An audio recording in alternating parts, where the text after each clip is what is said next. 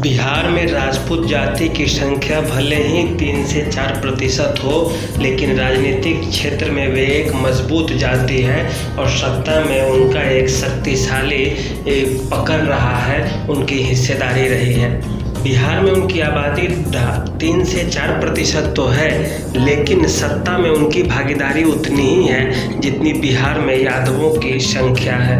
यादवों की संख्या का प्रतिशत 14% है और ठीक 13 से 14% इनकी भागीदारी भी बिहार विधानसभा में है। बिहार विधानसभा में इनके 25 से 30 विधायकों की संख्या है और यह एक अच्छा खासा संख्या बल है।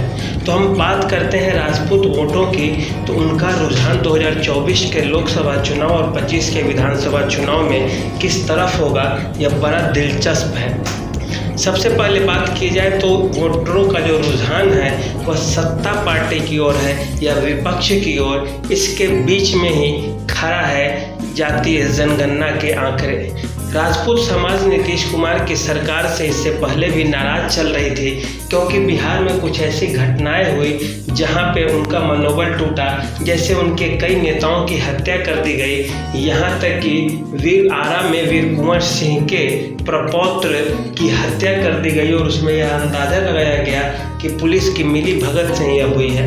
उसके पश्चात उन क्षेत्रों में तनाव हुए और उसके पश्चात जो इनकी भागीदारी थी सत्ता में और इनके जो कुछ गणमान्य नेता थे, उन्होंने इसका विरोध प्रकट किया था। इन्हीं वोटरों को लुभाने के लिए राजपूतों के मसीहा और नेता समझे जाने वाले आनंद मोहन को नीतीश और लालू की कैबिनेट में स्पेशल प्रोविजन करके जेल से बाहर निकाला।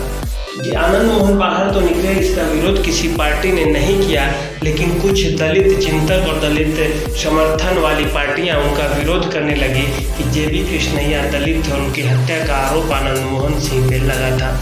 यह माहौल अभी तुल्प करता ही या राजपूत वोटरों का रुझान नीतीश कुमार और लालू की तरफ होता ही कि इससे पहले जातीय जनगणना के आंकड़े आ गए। जातीय जनगणना के आंकड़ों में सभी सवर्ण जातियों को कम करके दिखाया गया, ऐसा उनके ही नेताओं का मानना रहा है। हुआ भी यही।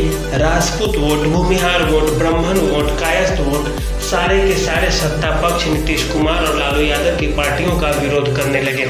सवर्ण जातियाँ इससे पहले भी लालू यादव का विरोध करती थी और इस बार भी कर रही थी, और बीच में आ गए नीतीश कुमार और इसी भस्मासुर के अग्नि में नीतीश कुमार को भी जलना पड़ गया। अब नीतीश कुमार कितना भी राजपूत वोटों की तरफ अपना रुझान करे या कुछ सहयोग की दृष्टि से उनके तरफ हाथ बढ़ाए, तो ये उन्हें मिलने वाला है नहीं, क्योंकि उनके जो वोट है उसे तो खींच लिया है अपनी ओर भाजपा के नेताओं ने।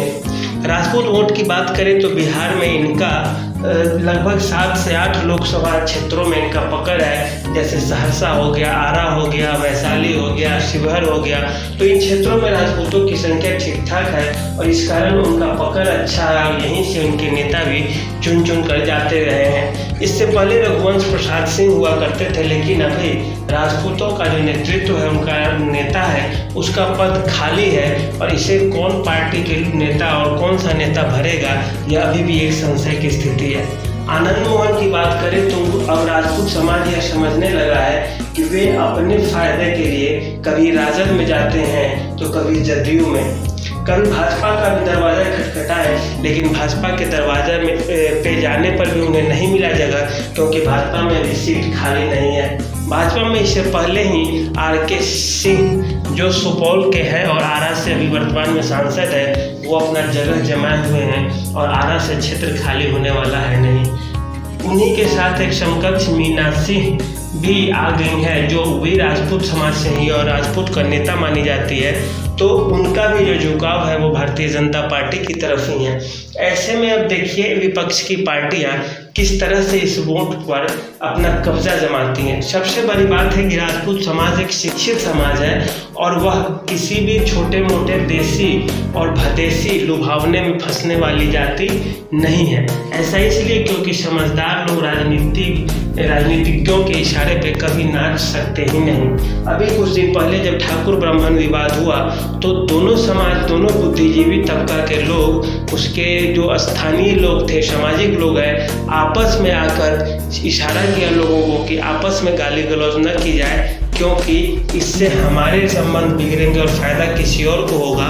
यदि गलती आनंद मोहन की है तो मनोज झा आनंद मोहन को गाली दे, और आनंद मोहन की है तो मनोज झा गाली दे, और मनोज झा की है तो आनंद मोहन उन्हें व्यक्तिगत रूप से गाली दे, न कि किसी जाति और धर्म को बीच में लाया जाए। और यहीं पर बात थमी, तब तक आ गई जातीय जनगणना के आंकड़े। हुआ क्या, फिर से एक से सवन एकता की बात आ गई, और जो विपक्षी पार्टियां हैं वो सारा का सारा क्रेडिट अपने हाथ में ले ली, और लालू यादव और नीतीश कुमार के खिलाफ सवर्ण वोट बैंकों का बड़ा ज़खीरा अभी सामने खड़ा हो गया है। तो देखिए लोकसभा चुनाव तक आते आते कैसे माहौल बनता है और किस तरह की गर्माहट देखने को मिलती है, और वही गर्माहट ही एक साल बाद राज्य विधानसभा चुनाव में भी देखी जाएंगी। तो राजपूत वोटों का बिहार में 30 से 40 विधानसभा सीटों और 7 से 8 लोकसभा सीटों पे अच्छी खासी पकड़ है। अब ऐसे में देखिए ये वोट किस तरफ जाते हैं और किसका पलड़ा भारी करते हैं, यह देखने वाली चीज़ होगी। तब तक हमारे साथ आप बने रहिए। आज के लिए इतना ही, धन्यवाद।